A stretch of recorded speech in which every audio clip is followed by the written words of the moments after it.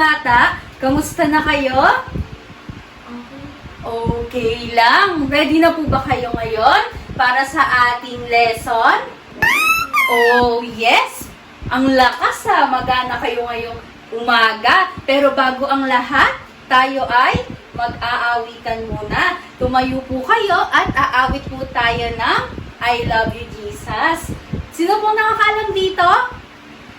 Ayun. O, diba alam nyo na, kaya dapat kung sino yung malakas yung boses, syempre may extra prize kay ate. Okay, tayo, awitin natin ang I Love You, Jesus.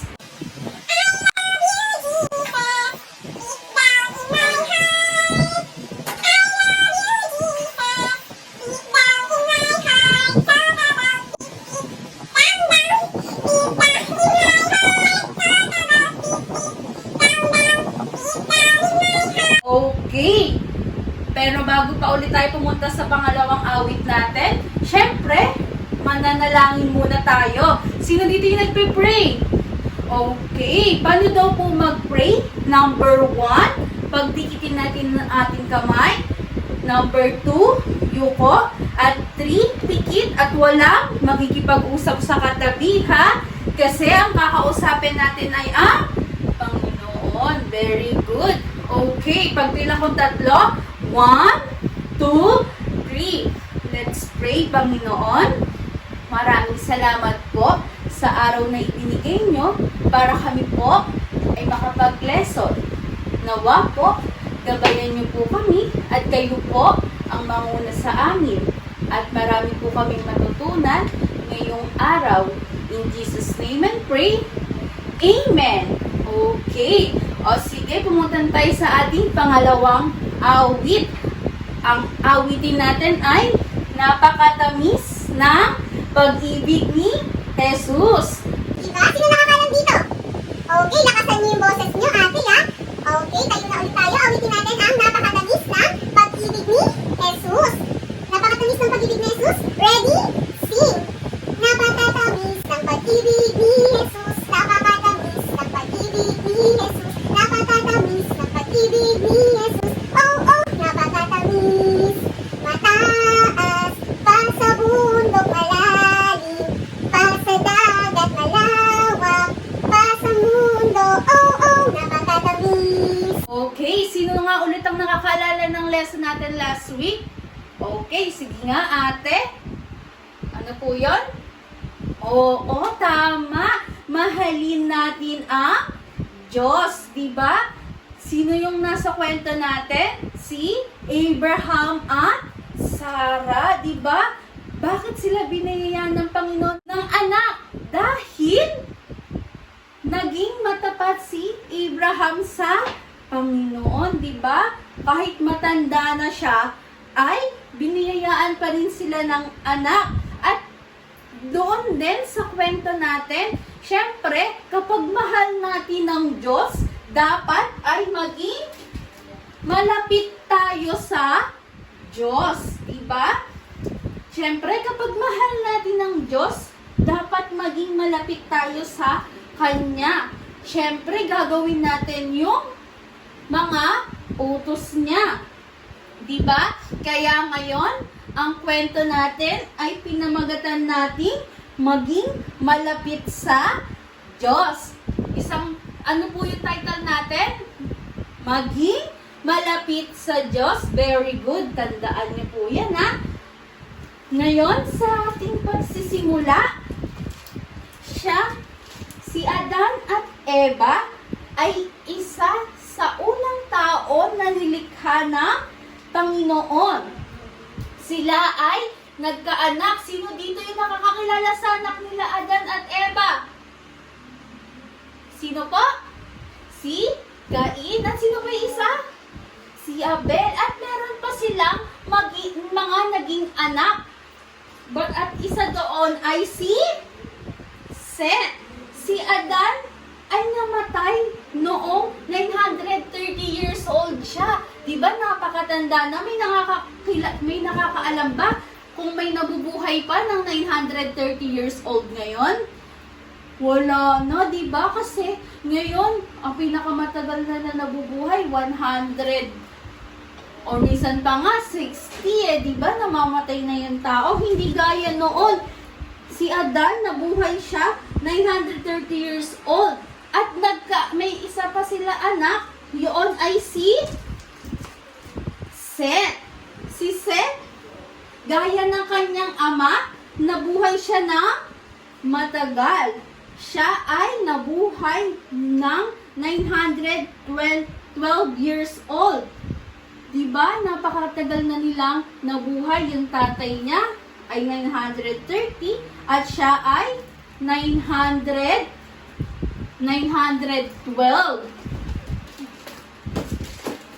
At nagkaanak po si Seth. At yun ay si Enos. Gaya ng mga lolo at tatay niya, nabuhay din siya ng matagal. At nagkaanak po si Seth. At yun ay si Kenan. At gaya ng kanyang tatay at mga kalulolohan, nabuhay din siya ng matagal, di ba? Napakatatagal na nilang nabuhay. At nagkaroon ng apo si Enos, yun ay si Mahalel. At gaya din ng mga lolo at tatay nila, nabuhay din siya ng matagal. At at siya si Jared, apo siya sa tuhod ni Seth. At si Jared po ay nagkaanak. At ang anak po niya ay si Enoch. Siya ay anak ni Jared. Si Jared din po, nabuhay din po siya ng matagal. At nagkaanak nga po siya, yun ay si Enoch. At si Enoch po ang iba po sa kanilang lahat. Si Enoch po ay nagkaanak noong 65 years old siya. At ang anak niya ay si Methuselah. At yun po yung assignment niya, si Methuselah. Kung ilang taon siya nabuhay, dahil si Methuselah po, siya ang pinakamatagal na tao na nabuhay sa mundo.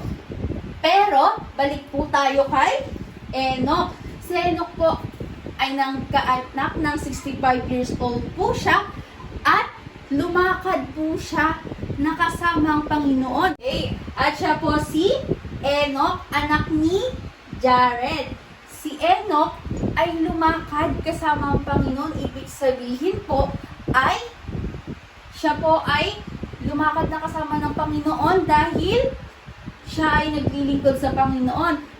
Nangangaral siya ng salita ng Panginoon. At isa siya sa propeta ng Panginoon. Si Enoch po ay magalang, mabait, at lahat po ng pinapangaralan niya ng salita ng Panginoon ay tumanggap po sa Panginoon. Kaya po si Enoch po, nung siya ay 365 years old na, buong buhay niya, inaling niya sa Panginoon. At nung 365 years old na siya, ay kinuha siya ng Panginoon. Ibig sabihin, hindi siya namatay pisikal. Kung hindi, namatay siya dahil kinuha siya ng Panginoon. Wala siyang kamatayang pisikal sapagkat si Enoch ay naglingkod sa Panginoon. Isa siya sa kilala sa naglilingkod sa Panginoon. Diba? Gaya nga, sino dito gusto maging katulad ni Enoch? Na kinuha lang siya ng Panginoon, wala siyang kamatayang pisikal, wala siyang paghihirap, di ba? Pero dahil hindi natin yun makakamtan ngayon dahil tayo ay makasalanan, di ba? Sino dito magbibigay ng uri ng kasalanan? Sino pa makakapagbigay dito ng uri ng kasalanan? Pagsisinungaling, very good. Ano pa? Pagnanakaw, very good. Ano pa po? Pagpatay. Sino pinapatay nyo? Tao po yun, ha? Ano pa? Pagdadabog, di ba? pagdadabog, hindi pagsunod sa magulang. Lahat po ng yan ay kasalanan. At alam niyo po ba kung saan napupunta yung taong makasalanan? Sa impyerno. Ano meron sa impyerno? Apoy na hindi namamatay. Mainit po ba ngayon? Opo, di ba? Sobrang init. Pero mas mainit sa impyerno. At hindi lang mainit dahil merong apoy na hindi namamatay. Di ba? Once na mapunta tayo sa impyerno, hindi na tayo makakaalis. Kahit anong tawag natin, Panginoon, tulungan niyo po ako, hindi ka na makakaalis. Once na mapunta po tayo sa impyerno. Gusto niyo po bang mapunta sa impyerno? Ayaw po, di ba? Sino ba naman gustong pumuntang impyerno? Puro pag hihirap yung mararanasan natin. Pero paano po yan, ate? Makasalanan po tayo, pupunta po kami ng impyerno. Hindi po, dahil may good news po ako sa inyo. Di ba? Ang Panginoon po ay binigay si Jesus bilang anak. Binigay si Jesus bilang Diyos at sariling tagapagligtas. Diba? Ano pong ginawa sa kanya? Siya ay ipinako sa krus para bayaran lahat ng kasalanan natin. Diba? Ngayon, merong mahal na araw dahil si Kristo ay namatay sa krus. Siya yung kumuha lahat ng mga kasalanan natin. Kaya hindi na natin kailangan pa magpapako sa krus para bayaran lahat ng kasalanan natin. Dahil ginawa na yon ni Kristo, ang kailangan na lang natin gawin ay tanggapin siya sa ating puso bilang Diyos at sariling tagapagligtas. Ngayon po, sino dito ang gustong tanggapin si Jesus bilang Diyos at sariling tagapagligtas? Okay, tayo po tayo. Tayo po ay mananalangin. Okay, 1, 2, 3. Let's pray, Panginoon. Maraming salamat po sa kwento na aming napakinggan. Panginoon, nawa po, gaya ni Enoch, lumakad po kami kasama po ninyo. Panginoon, patawarin niyo din po kami sa mga kasalanan na aming nagagawa. Panginoon, tinatanggap po namin kayo bilang Diyos at sariling tagapagligtas. Kayo po ang manguna at maghari sa aming buhay. In Jesus' name and pray. Amen. Saan natin tinanggap si Jesus? Sa puso bilang Diyos at sariling tagapagligtas. Okay. Bago tayo pumunta sa activities natin, syempre, meron tayong memory verse. Okay. Ang memory verse natin ngayon ay Psalms 16:11. Sa English, Thou wilt show me the path of life. In thy presence is fullness of joy. At thy right hand there are pleasures forevermore. Sa Tagalog po, iyong itinuturo sa akin ang landas ng buhay.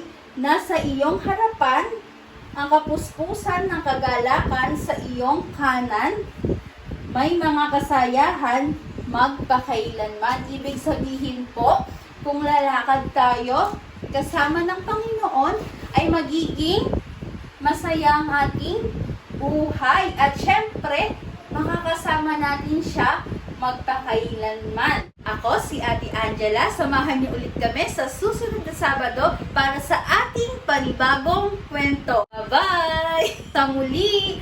Bye!